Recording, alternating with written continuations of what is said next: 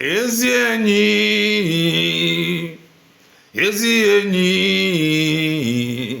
Chineke mbụ ezi enyi kasị ma onye nwe m bụ ezi enyi m aṅụrụ ndụ bụ ezigbo enyi m ezigbo enyi m enyi na-adịghị agha agha ka ọ bụ Chineke bụ ezi enyi kasị ma onye nwe m bụ ezi enyi m ebuli ụzọ atụ bụ ezigbo enyi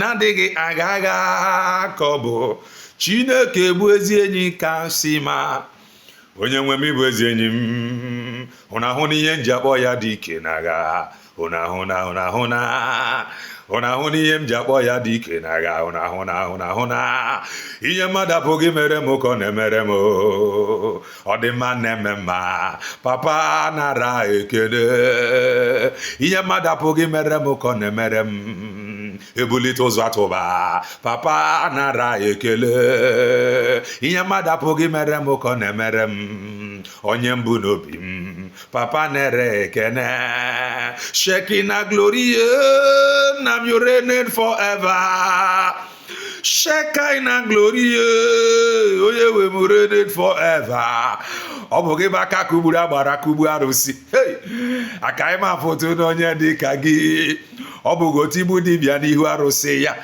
aka ịma ahụtụ na onye dị ka gị ebube n'ịbụ agbanwe onye amụma m n'ịbụ na-agbanwe ebigo bi eluigwe bụ na-agbanwe ebigo bi eluigwe bụ na-agbanwe asị m onye ga-amakwanụ Chineke aka ọ bụ na onye ga-echere nụ ya aka mgba ọ bụ na onye ga-asị Chukwu ya bịa ka nwa ọ bụ na onye ga-echere ya aka mgba agbanwe eluigwe m n'ịbụ agbanwe eluigwe bụ agbanwe eluigwe mbụ agbanwe Igbo ọtụtụ ọma ihe ọma mgbede ọma depending your time zone anyị ya dị ka echi maka na echi adịghị agwa bụ ka anyị na-agwa n'isi onye what are you waiting for? Click the like button, subscribe, comment, share. Ife anyị na-ekwu na nke ikpeazụ a o eruru gị I just want to make common sense as always. If I make about common sense, that is not to say na anyị ka aga ife wee mana. Rather, we are reminding you of that which you know due to ntị ife si wee gbatakwụrụ n'obodo bongo. Ị na-echefuzi? Yes. Okwu akakpọ n'ọnụ bụ okwu nwere onwe. But today, I want to dwell on what I said or what I titled Overweight Freedom Fighters. Overweight freedom fighters, they are dangerous. Overweight. Hear this. Overweight nke ha bro.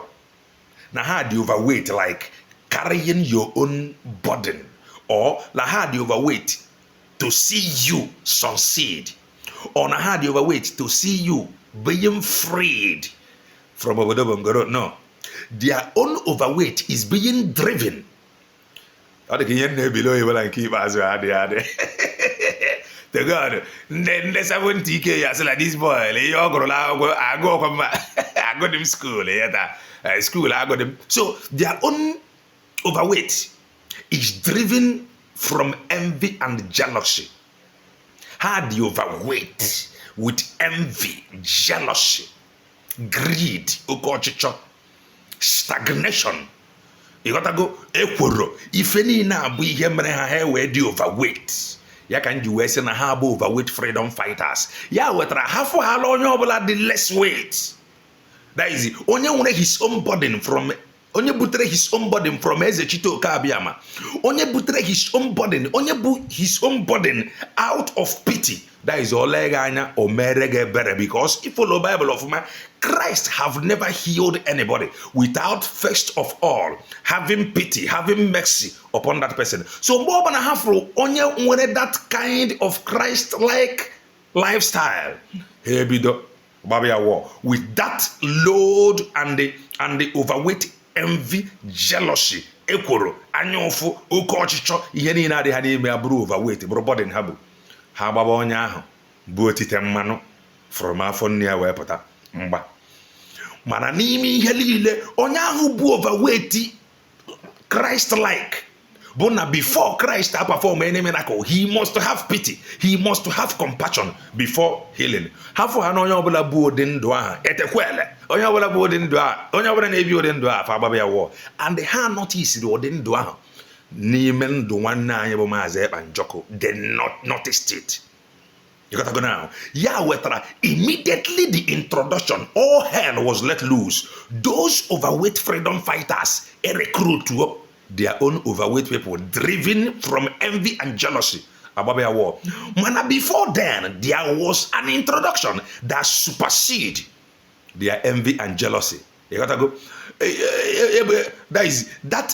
That Christ-like lifestyle of Mazi Ekpa and the introduction that is your now perform his life now carry speed because he have already come across grace. That grace, his life carry speed immediately. The face of the struggle took another shape. That is because only being the Christ-like, having compassion. And he come across a man, which is Mazi Nnamdi Kanu, that carry grace, that graced his own grace. Those overweight freedom fighters, these same overweight freedom fighters, but the reason why Mazi Nnamdi Kanu for years, these same overweight freedom fighters, remember, driven by envy, jealousy, greed, overweight, or how that Mazi Nnamdi Kanu emery anything achieved, not even for himself, because achieve achievement for your own good, for him to free you. Manandi overweight here, the same overweight freedom fighters when they conspire and they gang gear up, kidnap wire, buria. Then what happened? Now, if I unbind him and let him go, unchain him and let him go. If I be and into a go jade, makana touch not my anointed and do my prophet no harm. The same goes to Mazi Ekpa Njọkụ. Mbali la abaria. Oka na emeri, oka na job na akwa dog na emeri ogo. So n'ime ife niile, the reason eji wee na-afụta ndị na-ekwu okwu ọjọọ, ndị na-ekwu okwu nwere onwe as miscreant bụ ụdị ndụ this overweight freedom fighters bring until the mantle left them. Possess ya he that have come across grace, that graced his own grace. So era anyị nọ na-abịa era ọtọkọ do they play they show. Because Lord onye grace of compassion. So before he do anything, he want to see you succeed. He want to deliver Finland to your doorstep. Yeah, with listen to him. Follow his instruction. Sincere will be across grace that graced his grace. Ndụ ya change okwu nwere onwe change. Ihe abụ the reason eji ndị overweight abụ ndị wetere eji akpọ ndị ekwu nwere onwe miscreant. Ya ka eji akpọfa criminals. Ya ndị overweight abụ ihe wetere eji wee letu ndị Igbo anya maka na anyị na-ekwu okwu nwere onwe. The reason bụ na ụdị overweight ha dị with envy, jealousy, greed, ife niile, arụ niile. Ha bụ the reason people die anyhow on the street. Even mgbe onye bụ onye ndu ji ekwu si emele protest ha sị gị mba nke pụta. La ha nwere mechanism on ground, knowing fully well la me ife fatebere. Kemgbe the struggle ji wee meet a grace that grace the grace of Mazi Ekpa, and the grace of Mazi Ekpa grace the grace of the struggle. If one people adịghị anwụzi n'ike, adịghị apụtazi protest, no bụ o meet grace, that grace, and the grace equally continue to grace the face of the struggle daily. If I ji ekwu ihe aka ịmata na ndị overweight ụgbọ arọgo ha, ndị overweight adịla ebe ọbụla ya wetara mkpụrụ last time, there is no permanent friend. N'okwu nwere onwe ha na-ekwu, no permanent friend. Anything can happen at any time. Anybody can fall by the roadside. Lay fall by the roadside, I mean, the struggle is beyond even Mazi Ekpa. The struggle is beyond Mazi Nnamdi Kanu. The struggle, a fight between light and darkness. Ya wetara oji wee dị beyond them. I am a parallel how I wouldn't let you arụ ọrụ. But the struggle is beyond them. The struggle is operating in Trinity. The voice of now, the voice of the ancestors, and the voice of the future. This is Trinity. So, onye ọbụla ifuru where this Trinity, where ya, na onye a bụ grace. So, n'ime ife niile, flee ma ọ bụrụ na ka na-enwe mmekọrịta with those that are heavily laden. Ndị bụ ibu arụ envy, jealousy, ntakwu, ọmara eme, gbabụ ya wọọ, gbọbụ ya ekperima, gbọbụ ya onye ohi, gbọbụ ya nwa akpụda, utetọọ ya, kpọọ ya asabo, kpọọ ya ihe niile. Flee from them. They are only overweight with ife ndị a mkpọgasịrị gị. Here, the man that have assumed the place of spiritual son. Kemgbe isi ekwu okwu nwere onwe, kemgbe isi anụ okwu, enunugo ihe bụ spiritual son before. Until abịa na his era. Ewe enu ihe dịka spiritual son. Kemgbe isi ekwu nwere onwe, kemgbe isi anụ okwu nwere onwe, enunugo pụta ebe mmadụ ya sị gị, you are looking for 100 men to match. I am 50 in one, go and look for 50. Kemgbe enunugo ya, until that grace come upon him. And the grace of the struggle. If you don't know about spiritual world, if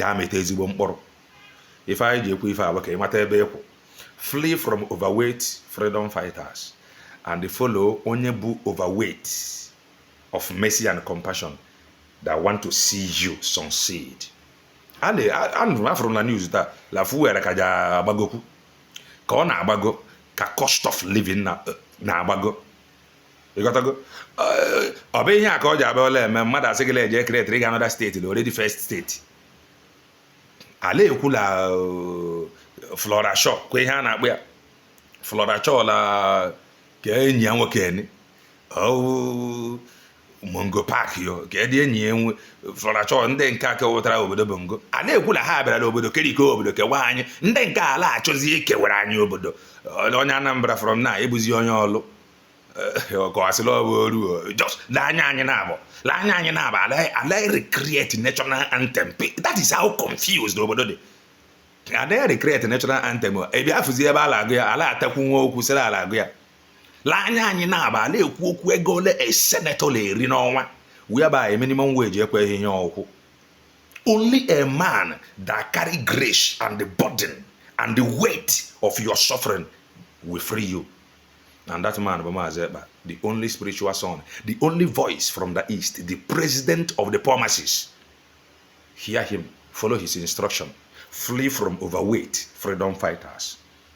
Now here's a Chito Kabiama. He said,